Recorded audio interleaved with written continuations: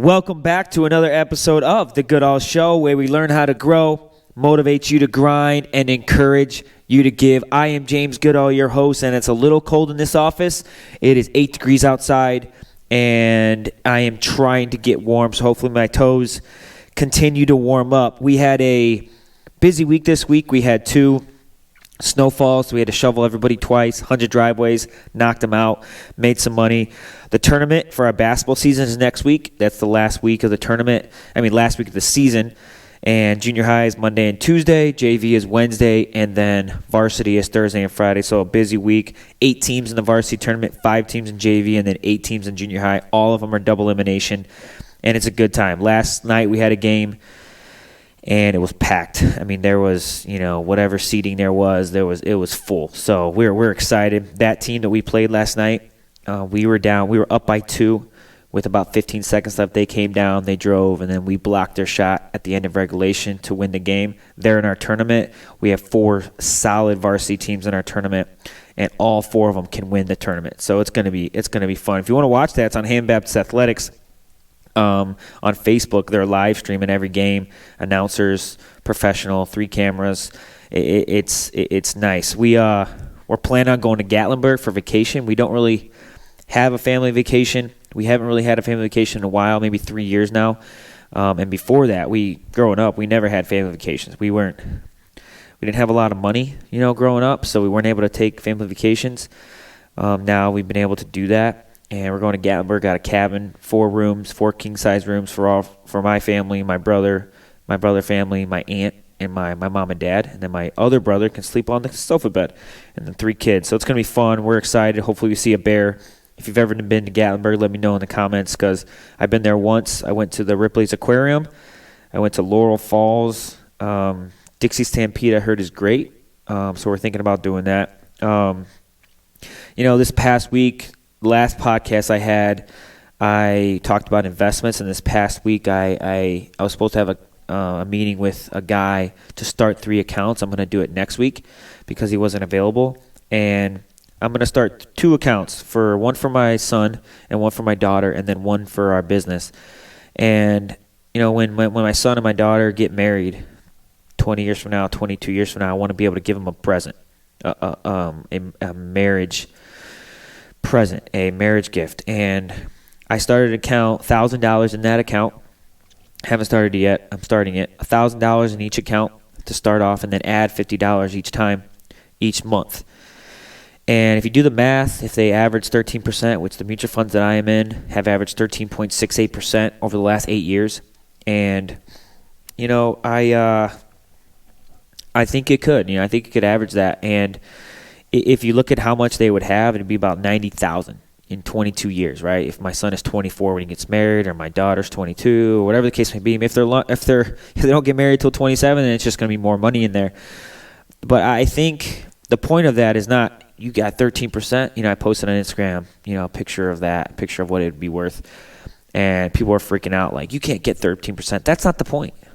The point is not you can't get 13%, or I could get 13%. The point is that you're saving for the future.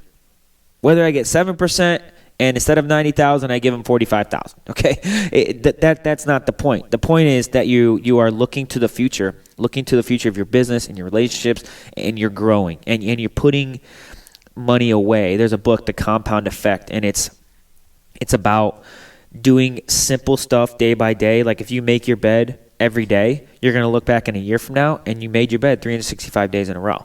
Right? The compound effect of doing little things over and over and over again is huge. And the same thing with compound interest. It's crazy because I start with $1,000. I'm starting with $1,000. But if at the end of the 22 years or whatever I did the math, it would be $91,000. But if I were to start with $2,000 in those accounts, it's crazy how much it goes up. Instead of it being $90,000, it's $108,000. Like just starting with more, that compound interest has a chance to grow. And I'm seeing the benefits of compound interest now with my retirement fund. I've been in there 8 years, and last year, like I said, it grew 13,000. I put in 6, it grew 13, so it was like a total of like 20K more than what it was in the beginning of the year. The book of the week I love this book, and I picked it because Kobe died 2 years ago. I think it was Wednesday, so a couple days ago. He died 2 years ago in that helicopter crash. And I didn't really follow Kobe, when I was in school and throughout basketball. I really didn't follow him. He was a Laker. He was a Laker. When I was in sixth grade, LeBron was a senior in high school. So when I got in seventh grade, I started playing basketball more, and I started following LeBron throughout his career, and I followed him ever since. So I didn't really follow Kobe, and I was hoping that LeBron and Kobe would have played in the finals. When Kobe played Magic in the final, when Kobe played the Orlando Magic in the finals, LeBron had lost to Orlando that year. So I was hoping that Kobe and LeBron were going to play each other, but I didn't follow him. So I found this book, though, right after he passed away. And it's a different book, right? So there's pictures, big pictures on each book, and a lot of the chapters this is Bryant versus McGrady, and then the next one, this, they're talking about Tony Allen here. They talk about Tim Duncan, they talk about Andre Iguodala. They got all these different people that he goes through, and the mentality. I heard a quote. I heard someone talk about it, and we're gonna get to a conversation with a guy that. I forgot to hook up the cord with. So we had the conversation before, and I'm gonna hook up the cord now. So we're gonna have that conversation. We already had a conversation, but I think it will help. His name's Austin. He's from Michigan. He's 21. He has a dump trailer and a truck now, a dump truck. And I think he's looking to buy more equipment. But we're gonna get to that conversation. I think it'll be helpful. But the difference in the mentality of even professional athletes. I was listening to a guy, Tony Gonzalez, right? I think he has the most catches in NFL history, or tight ends maybe, And he was saying, he said a quote, he said, only 10% of football players actually love football, right? That's what he said. I mean, I don't know if that's right, but he said 10% of football players actually love football. Most of them love what football has done for them, right? Money, fame, women, entertainment. They love football because of what it has given them. Only 10% of them actually love football and put in the effort and put in the amount of work that it needs to succeed. And the Mamba Mentality, Kobe, he was different, man. He was built different. And reading this book really, really opened my eyes to that. I know Michael was like that. I know Kobe was like that. I know, Larry Bird, LeBron, these guys that have succeeded. But then when you get a sneak peek of how he thought and how he prepared, last story of Kobe, I remember, you can look it up, but I forgot his name. There's a guy who he was a rookie. Man, what was his name? He was on the Bulls at that time. And he was a rookie, and he got to the gym early, and he saw Kobe shooting around, and he got his shoes on, and he started working out, and he started shooting around, and he saw Kobe at the other end working out, shooting around, and he's shooting, and he said, I'm going to work harder. So he shot, kept working, and finally took his shoes. He's like, I'm done. Took my shoes off, went to the room, and then after the game, they played the game that night, and after the game, we went up to Kobe. He's like, hey, Kobe. He's like, what, why, I saw you working out. You were working out. You were out there for hours. I was out there for 2 hours. You were there before and after. He's like, why are you working so hard? Why did you stay so much longer? He's like, because I saw you working. I saw you. I saw you out there, so I didn't want you to work harder than me. That's the mentality. The last one is I was listening to Tracy McGrady and Kobe. And I think it was maybe just Tracy talking. And Tracy McGrady was talking. And if you don't care about basketball, I'm sorry. We're going to get to long here in a second. But I love basketball, and I'm a coach. So Tracy McGrady was talking. And they were seniors in high school at the time, in the McDonald's All-American. And Kobe told Tracy, he's like, hey, we're going to go to a party tonight. We're going to have fun, blah, blah, blah.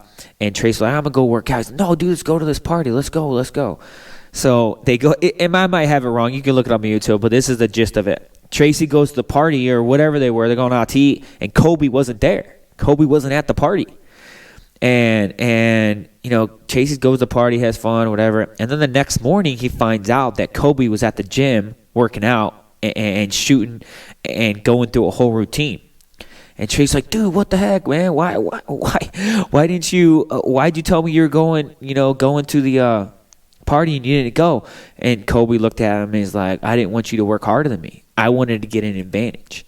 Like, dude, that mentality is insane. The conversation that I recommend on YouTube is it's between Steven Jackson and Matt Barnes. They have a podcast. I don't know if I recommend the podcast. They curse a lot. I don't curse at all, but they curse on there and stuff. But the podcast is good, and they have a sit down with Kobe like 6 months before he passes away. It's like an hour and a half interview, and that was a good conversation. So hey, I hope this book helps. I mean, if you don't care about basketball, you're probably not going to like it. And I'm sorry, it's not a self-help book or a business book, but it's books that I recommend and I love. So, and it's cool to have on your bookshelf. Like, it's a big book and it's just fun to look through. So hey, we're gonna get this conversation with Austin. He's 21. He's a full-time student, full-time college student. I think it's his last year in college.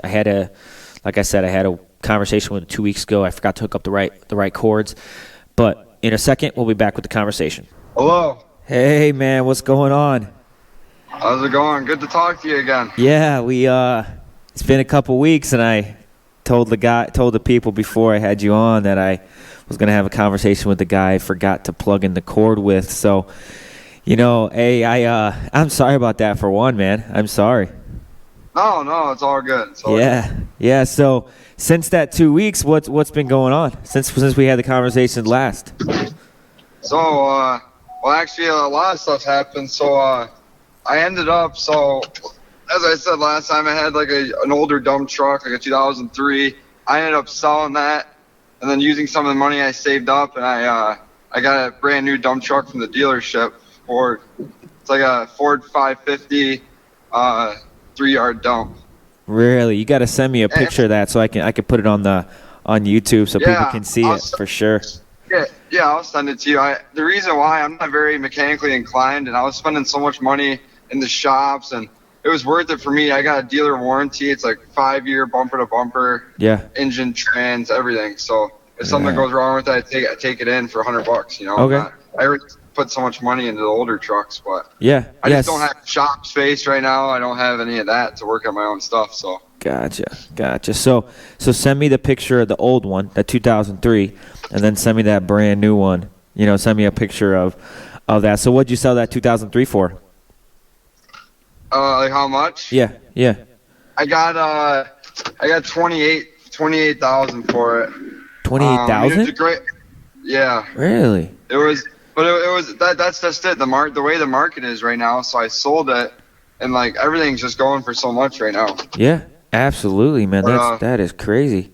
Okay. I mean, I didn't get a good deal on the truck I bought either, but it's just the way the market. I mean, you said it was brand new. I mean, so you're thinking it's 2022, like no miles? It's 2021. Okay. It's 16,000 miles. It was from a company that they trade out their trucks, like a huge company. Yeah. But I mean, it's new. I mean, it's 16,000 miles, and it's new to me, but it's basically brand new.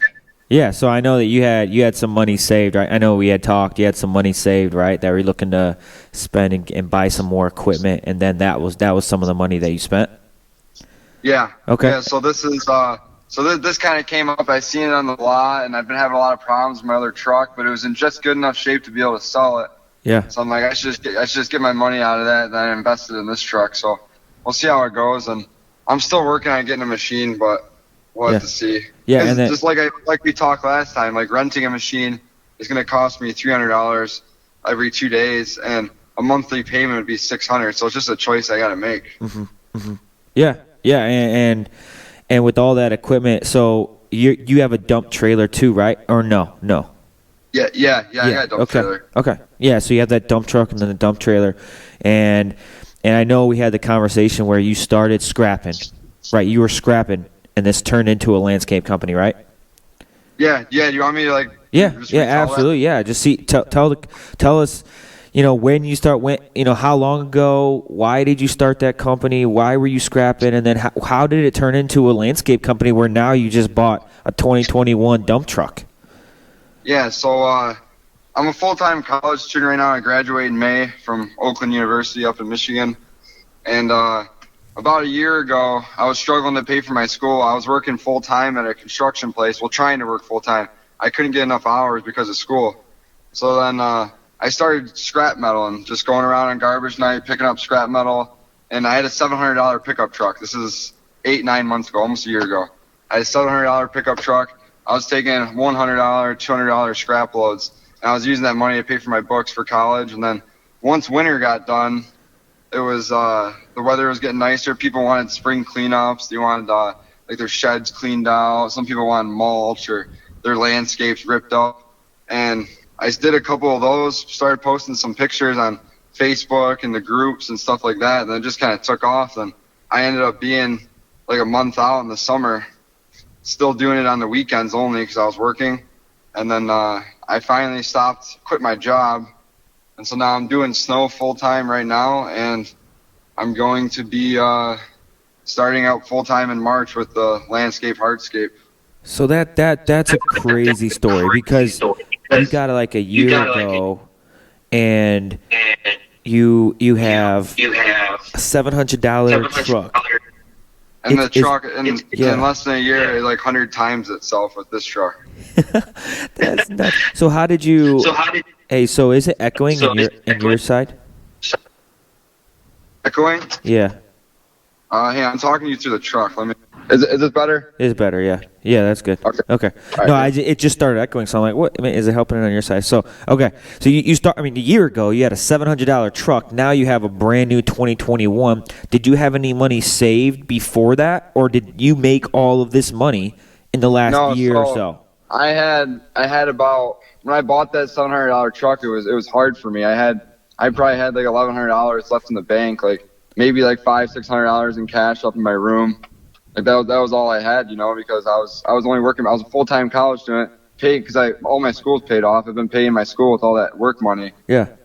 And I just started doing this, but it was a process. I went from that $700 truck, then I bought a little $500 trailer, and then like within a month, I was like going hard, and I ended up upgrading to like a $3,000 truck, and then a $1,500 trailer, and then I used that for a while. That was probably like a 3-4 month setup. I made that work, made a bunch of money, and then I sold the trailer, bought a dump trailer, and then I upgraded my truck, and it just kept. I did that like 4 times total since I bought. So did you do this all with cash, or did you borrow money?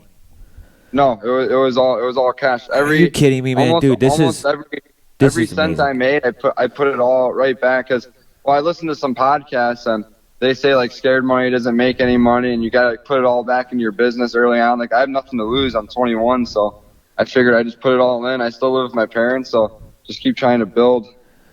Dude, it's literally your story, right? Well, first of all, people, I guarantee people aren't gonna believe you. They're gonna be like, oh yeah, right, dude. You started, yeah, man. That's so crazy. My Instagram is DeBucks Landscape, and then I have a TikTok. It's Austin D _14. I made some I'll share it to you. I'll flash them up there. Yeah, you screenshots and stuff. You can flash it up there and stuff so people can see it. I made some montages, like started from the bottom and then showed the process and a couple different cool videos. So I mean, just a year. So this isn't like a 5-year process, right? I mean, you had a $700 truck with $1,100 in the bank. And last February. Yeah, last February, like a year, less than a year ago, and you saved and you saved and you invested back in the company. I talked a little bit about it on the last podcast where the first 3 years of business is so crucial, right? You could have took all that money, right, and spent it on nice things, spent it on nice clothes, spent it on nice, maybe a couple vacations, go party, but yet you took it all and invested. Now you have almost a brand new truck, a dump trailer, and now you're trying to look to get more equipment to make your business go. Like you don't have to rent that equipment. So this was a year ago, right? You started. You started from the bottom, $700 truck. I remember when we started, we had it was an Econoline van, right? We had 2 push mowers in the side of the van where it slid open, and we just stuck it in there. And then when we weren't using it for mowing, we were going to, my family was going to church in it, it was crazy. But that's where you start, and you grew fast. So did you take on every kind of job, or did you kind of limit it to specific stuff, or you just take on anything? That's why I grew so much. People would ask me if I've done something before, and I'd say, yeah, I can do that. Not knowing I've never done it before, but I know I spent the time doing the research. Like, for example, like I think it was my first, someone asked me if I could like grade out their yard and put a patio in a little area. Well, I've never done that before, so I looked up a YouTube video. I did some training and just kind of practice, kept watching, and I went out and did it. And I mean, I figured it out as I went, type of thing. I've demoed small garages. I've literally just done anything I can get my hands on. Yeah, and that's so valuable. Like in your situation, right? And maybe 5 years from now or a year from now, you're not going to take on anything, right? You're going to condense it and be focused on a couple things. But you know, when we were starting out, we took on anything, and you make first of all, then you can find out what you want to do, right? Because if you don't do everything, you don't know exactly what you want to do, and that's crazy. So as of right now, this next year, are you still planning on just taking on any kind of job? Or are you kind of more specific on, like, some jobs are like $200 job, right, or a $400 job? Yeah. Are you kind of focused on like more bigger projects, or basically just anything?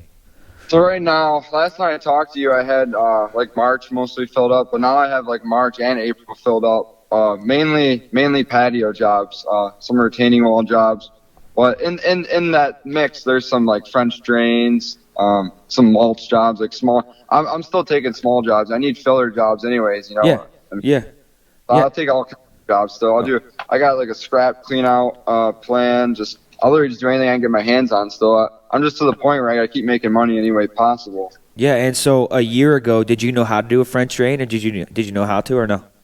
No, not at all.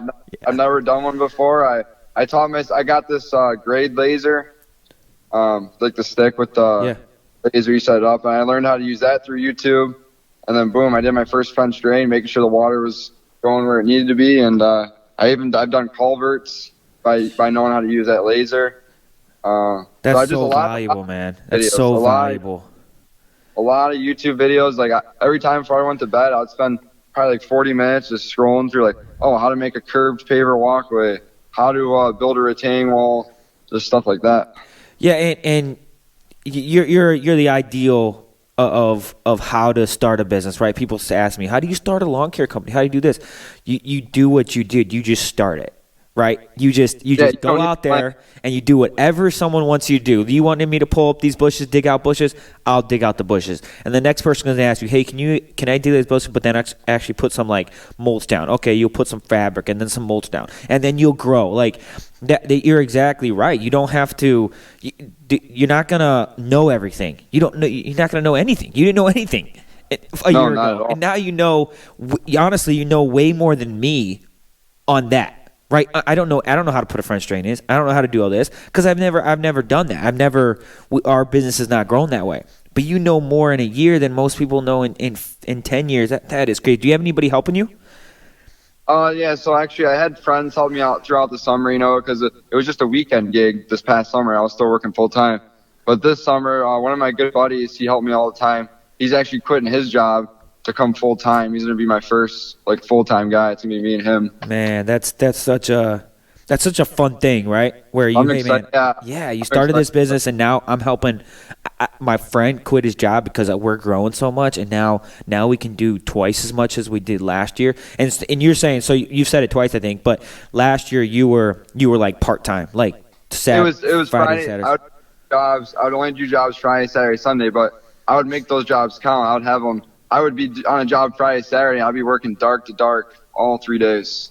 Yeah. And you know what? It's in that when you're in your situation, like you don't look at it. Oh man, I'm working dark to dark. You're probably looking at it, dude. This is awesome. Like I'm building a business. Oh, I love it. And then you look back now, and you're like, dude, I don't even think about working dark to dark. Like it was the greatest thing in the world because I have this business now, and now I can hire my friends. So the first 3 years are grinding. I mean, you got 2 more years left. If you can do the exact same thing and maybe get a little bit, more efficient or more narrowed down. There's a book, The One Thing. I highly recommend it for you. But the book, The One Thing, and it kind of narrows your focus down and say, okay, I've done everything. How can I grow it to the next step? Because there is the next step, right? I mean, in your business, and you might never want to get there. When I was starting, I wanted 10 crews. Now I don't want 10 crews, so the goals change. But so your biggest struggle, what's the struggle that you have right now, or you see, man, I don't know what to do in this situation. What is that struggle right now? There's two that come to mind right away. It's getting work. I mean, I've never done this before, so I'm sure that everyone's telling me, oh, once the spring rush, it's going to come. Like right now, just having March and like part of April filled up, it's not good enough. I want to get like May, June, July. I want to start filling jobs for there, but I guess I just it's Michigan, we got snow right now. People aren't thinking about that. I'm trying to make them think about that. Yeah. But I mean, having March and April. See, what I found my first year taking over is I was before the spring rush, like you hear, and it's true. There is a spring rush, that's for sure.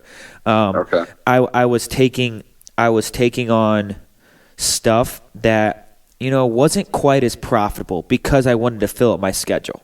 That's exactly where I am right now. Like it's kind of like it's like they're getting a spring deal in a way because I feel good about locking them on my schedule. Yeah. So they're getting a better deal than they would if they came to me in April. Yep, exactly, and which is fine. I mean, if you want to fill up March, you don't want to have no work, but there is a spot where you say, okay, maybe with experience, and maybe this is next year. Maybe this comes with experience. Be like, man, like last year I did some stuff for that I could have done for a lot more if I would have just waited to price those or wait for that spring rush.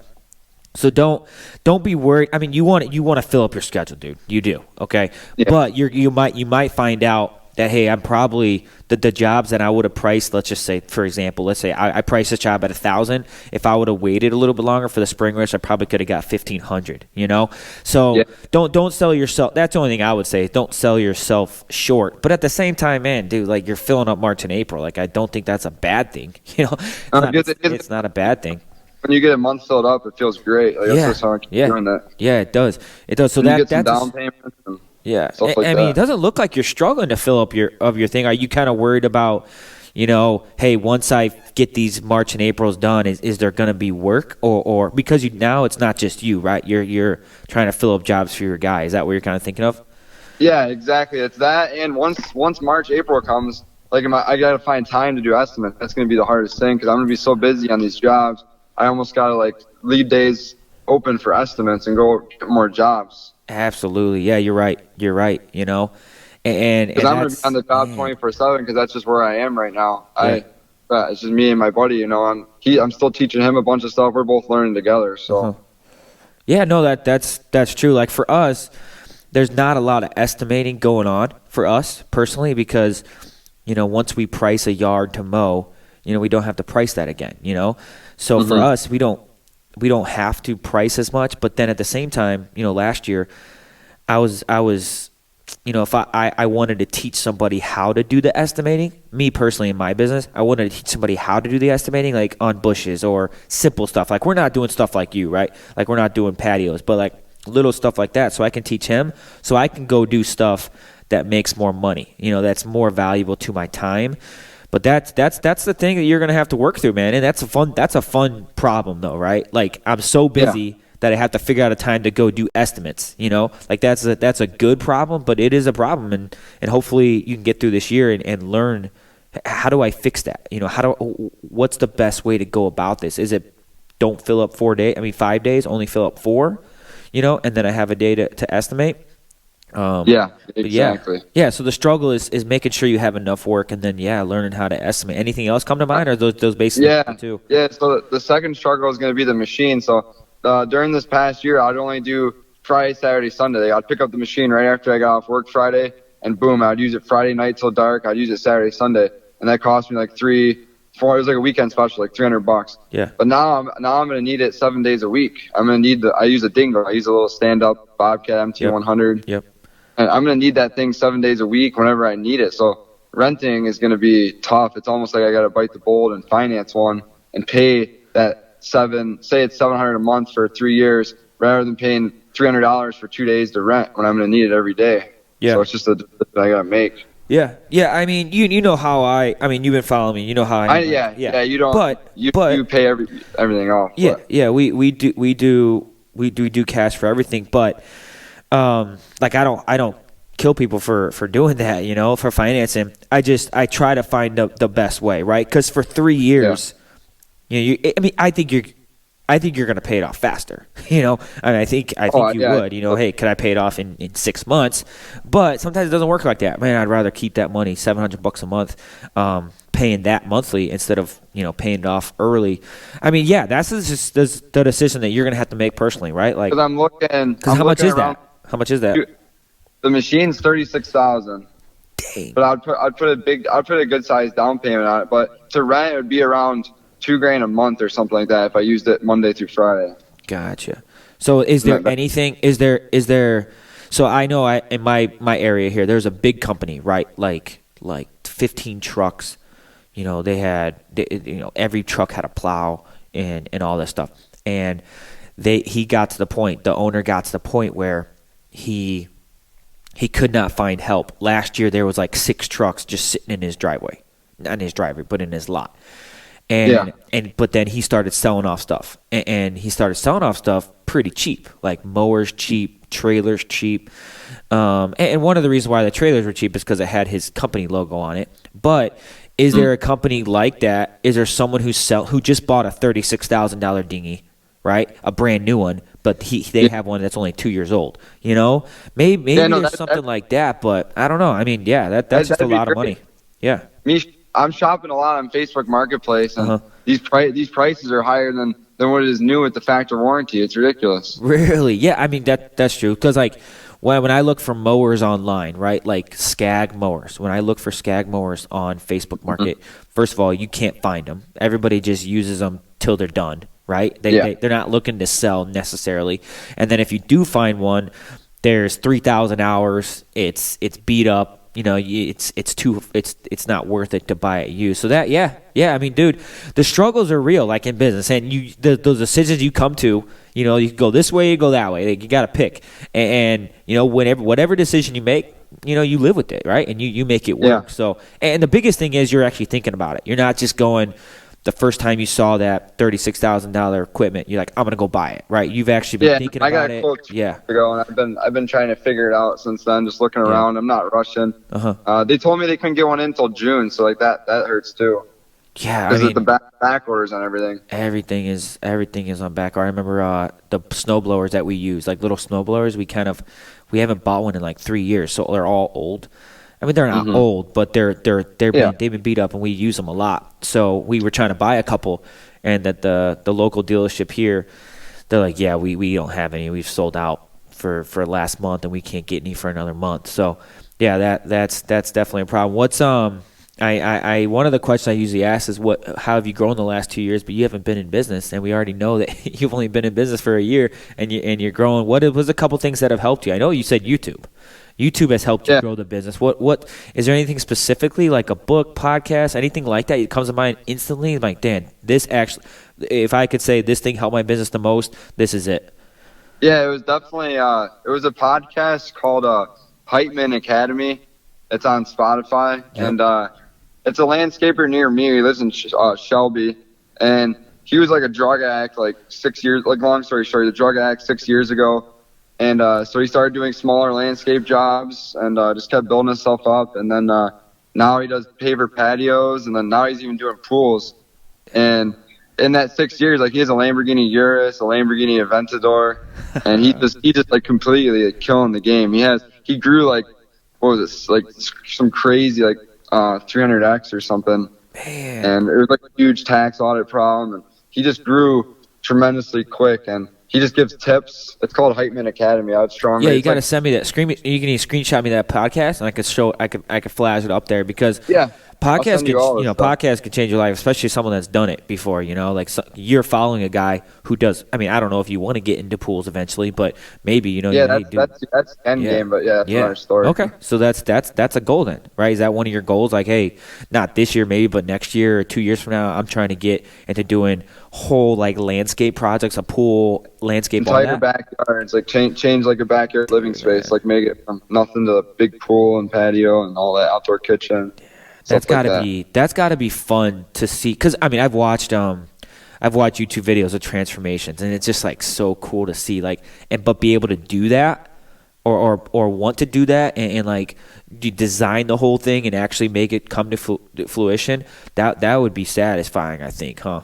Yeah, that's the reason why I know this is for me, because I get like a rush from seeing the before and after. Like, that's the reason why I want to do these jobs. And you can even like change people's lives, like their backyard. They spend a lot of time out there in the summer. You could transform it for them and impact their lives too. So. Yeah, and just if you like, I've walked out on, or I've been mowing yards, and there's a small patio, right? Like just 2 steps going down, and just like a sheet of concrete, basically, like black, a concrete slab, and then I'll come back the next week, and then they're starting to do something. I'm like, what are they doing? So then the next week, come back, and the next week, and then when they get done, it's like this whole like not a huge outdoor living space, but then it's someplace they want to be at. Like before, it was just where they put their dogs out. Now they have this grill, they have a couch, they have a pergola, and it's a cool outdoor living space that, it's not thousands and thousands and thousands of dollars, but at least they actually want to be out there. And for you, that's got to be satisfying to help, hey, this family now can enjoy being out there because something that I did. Yeah, no, exactly. But, yeah. No, I said then that I guess one of the last things is, what is something. So you've been in business for a year, right? And obviously there's a lot, but is there something that you do specifically different now than when you started, right? So like, hey, for us, we don't do HOAs, right? Or we're organized. Or is there anything that comes to mind to say, man, I don't do this that I did a year ago?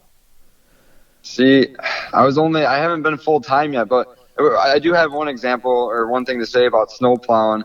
So I got my first commercial account at the condo complex through a management company. Okay. And the amount of times my phone rings from that management company is more than what the job's worth. I'll tell you that. Yeah, dude. Whether it's me backblading the driveway, and they don't want me to use salt, but they want me to backblade the driveways and be quicker and cheaper price. But as I backblade, it's going to turn to a sheet of ice. Like, they won't let me put salt on it. I get complaints all the time. And are you considering dropping up, or are you doing it? Are you not going to drop? No, just gonna put up with it? So now we worked out a deal. I charge a little bit more. It's like a 24 driveway sub. I charge a little bit more per driveway, and I got 4 snowblowers, and I got 3 buddies that help me every single time. We're going to snowblow all the driveways now. Okay. Yeah, so that's going to solve the problem. We got a little more money. I explained to him, I said in the contract, it says I'm backblading, and it's just a good thing I had that in the contract, like exactly how I was going to do what I was going to do. Okay, so when you were talking to that guy, because I've been in that situation, right, where you don't want to lose the money, like it's good money or decent money, and you don't want to lose it, but there's a problem here. And so did it ever cross your mind, because I've been in that situation where I don't want to lose this contract because it's good money, but at the same time, like, they've been complaining, but then also, like, we need to go up in price. But if I go up, in my mind, I'm thinking, if I go up in price, what if they don't want me to do it? Did that ever cross your mind, or were you ever just nervous about that? Yeah. So this is my biggest snow account. So this is one I definitely wanted to keep. So I'm cool with the president there. I called him. I said, hey, Mark, listen, I got to in the contract. I was planning, with the amount of money I charged you and labor and everything, I was planning on me coming in with one guy, backblading, having him shovel the pathways. Now I got to bring in 4 snowblowers, so there's no ice. We got to snowblow all the driveways. I think we should go X amount of money more per driveway. And he says, no problem, Austin. I completely agree. Let me look at the contract and get back to you. And then the contract said we were backblading, and this was the price for backblading. So boom, we just upgraded it. Nice. That's so nice to have a contract, and like, to have somebody that you got to be I mean, just by talking to you got to be confident. Like, if you were like going in there and you didn't do a good job and he didn't think you cared, like, he would have been like, no, you're gonna have to do it and you have to make it look good. But that's good to have someone that's good. Some HOAs or some commercial contracts, man, they don't want to work with you. But that's nice how he is. Something that helped my confidence too was that, as bad as it sounds, like who else are they gonna find? Like, I know at least in that, like, it's a pretty, I don't know. It's hard to find people right now around here. So yeah, exactly. That works. That works to your benefit. Absolutely. Yeah. Like, hey, go ahead, drop us. Go ask the other 10 companies that have no room. They can't add on any customers. So go. That does work to your advantage. But then at the same time, this was a real problem. It wasn't like It wasn't like you didn't want to work. This was actually a real problem that you guys were having. The complaints are happening because of this. The contract says this. We need to go up in price. It's like logic. start. That's all it was. We didn't know until we got out there that it was the driveways were going to be ice every time we backbladed. I mean. Yeah, exactly. So what's the I know you said the ultimate goal, or one of the ultimate goals, is do a whole living space, pools, landscape, waterfalls, everything like that kind of stuff. But what is a goal like for 2022? Anything specific you have written down or anything like that? So I'm honestly just going with the flow. I mean, one of my goals is to make 100,000 this year. I mean, I write down my goals each day. It's like get a full-time employee, make 100,000 this year, and then buy property. Because right now I'm still working out of my parents' driveway. Yeah. So those are like goals I set for myself.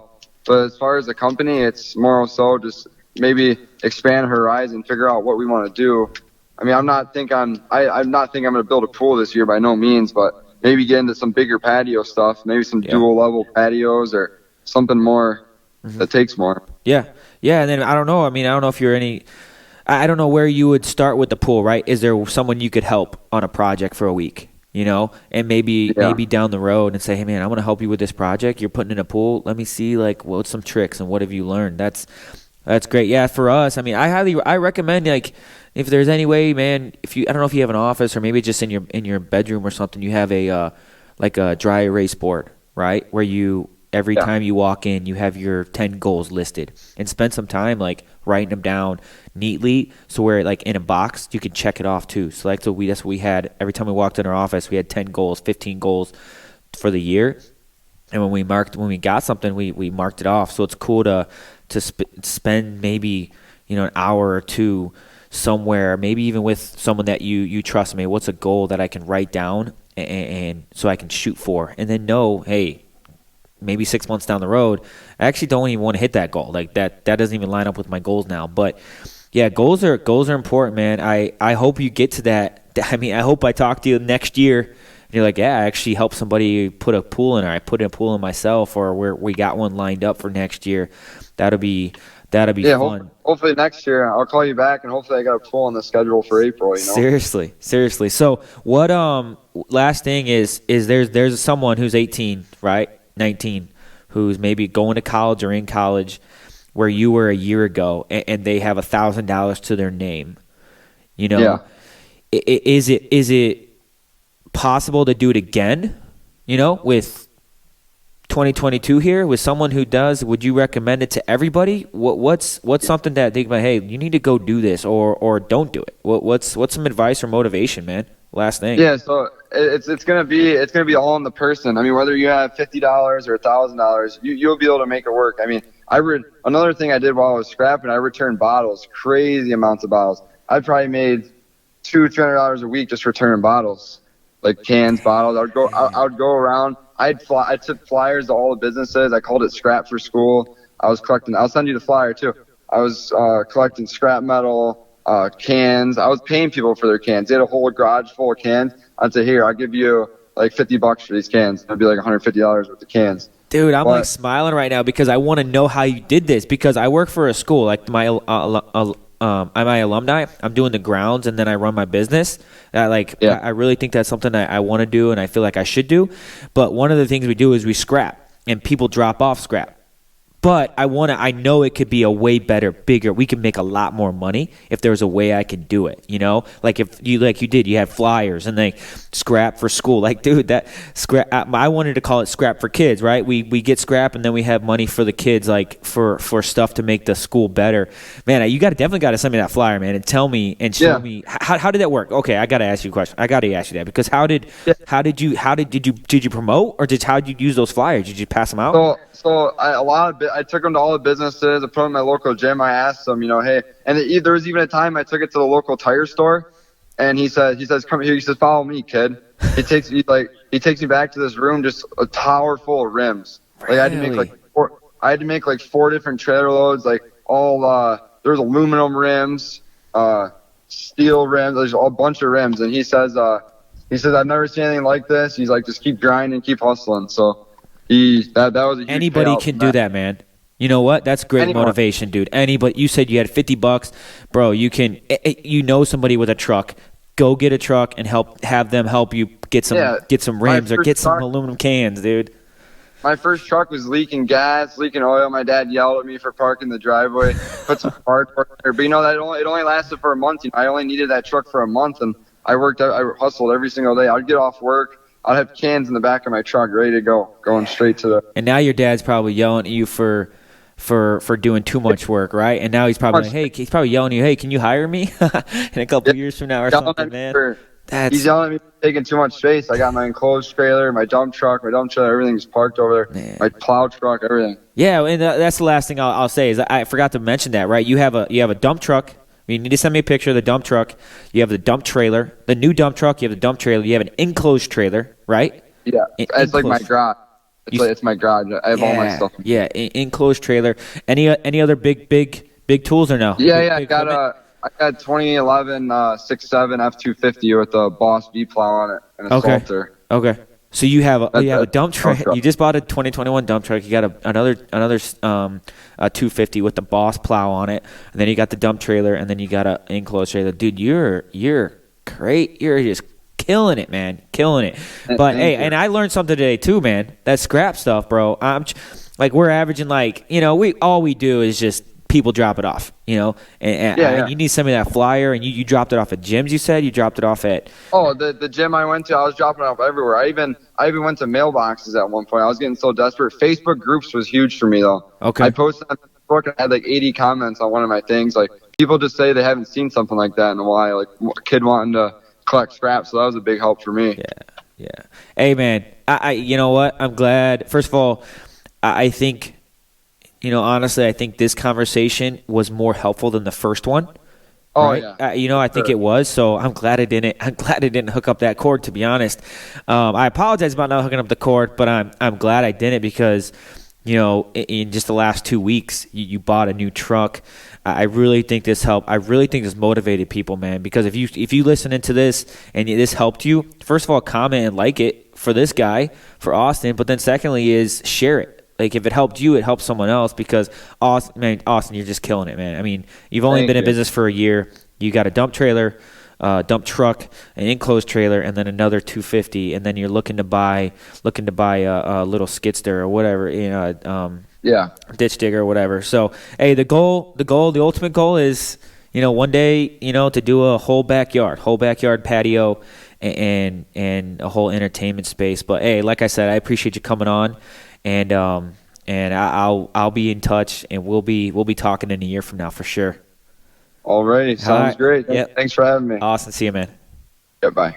If people say millennials don't work, millennials can't do anything, millennials can't start a business, millennials are a bunch of bums, millennials they just sit at home and play video games, they're just completely wrong. Okay, I understand. There's millennials that do all those things.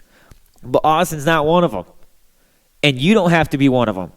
Right? You are... Unknown caller. Hello? Hey, it's Austin. I got one more question for you. Yeah, absolutely. I was going to ask you, do you separate your scrap, or you just take it all in a shred steel? No, we separate it. That's where you make the money. I was going to say that too, because if you're just turning it into steel, that's a $100 load. If you separate, you got a $150, $200 load. Yep. Yeah. So like for AC units, we'll take it apart, right? Take the copper out, right? Take Perfect. The little motor stuff. Yeah. And I learned that the hard way. Actually, I learned that when I first came. Like before, when I would just get scrap from my house, I would take it and I would just put it all. But then when I got to the school, the guy that was there before me, he's like, you got to separate everything. Like you said $100, it's probably 150, So and aluminum and all that. Yeah, absolutely, man, for sure. No, I appreciate it, man. And then what do you want me to send you? Okay, yeah. Send me if you just send me like the flyer, but then the picture of your old truck, any like before and after pictures you have, dude, I'll flash them up the whole time that we're talking.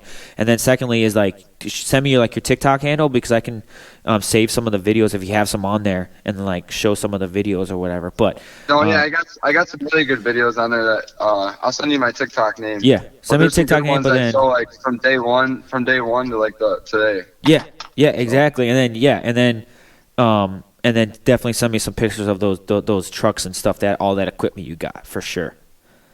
All right, awesome. All right, awesome. Sweet, man. All right, so take care. Yep, bye. Hey, look, I'm glad he called back. So I forgot about that. But hey, I'm just telling you, look, he's got the Mamba mentality. The book of the week, he's got the Mamba mentality. So, I don't know, man. Talking to a kid like that, it motivates me. I mean, I'm 31, he's 21, and I learned something, and I get motivated. I love this podcast. I love you guys. Like I said, the book of the week is Mamba Mentality. If you want to get on a show, if you're someone like Austin, if you're not someone like Austin, if you don't have a lawn care company, he doesn't cut grass like me. He does landscape and does stuff that I've never done. But I mean, you learn something from this. You motivated, because right now it's the winter. At least where I'm in, it's the winter, and most of us where we are, you're not doing landscaping. There's snow on the ground. But in about 2 months, we are going to be there. And could this be your best year ever? Could you change your business, your mentality completely, and it starts to change? Right? You've been stuck in a rut for 3 years, and now you get out of it. Because you change one or two things. So, hey, if you want to get on a show, message me on Instagram. Like I said, almost every time, I just filter through them and try to pick one, and they're all good, and they all have business. So, message me on Instagram or email the show, thegoodoldShow@gmail.com. Hey, I love you guys. Big week this week. Tournament week. 3 tournaments, 5 days, a lot of basketball. It's going to be a long week, and then we're going to Gatlinburg in about 4 weeks from now, and I'm excited. Hopefully I see you up there. Hey, this is the Good Old Show. Appreciate you joining me. Have a good day.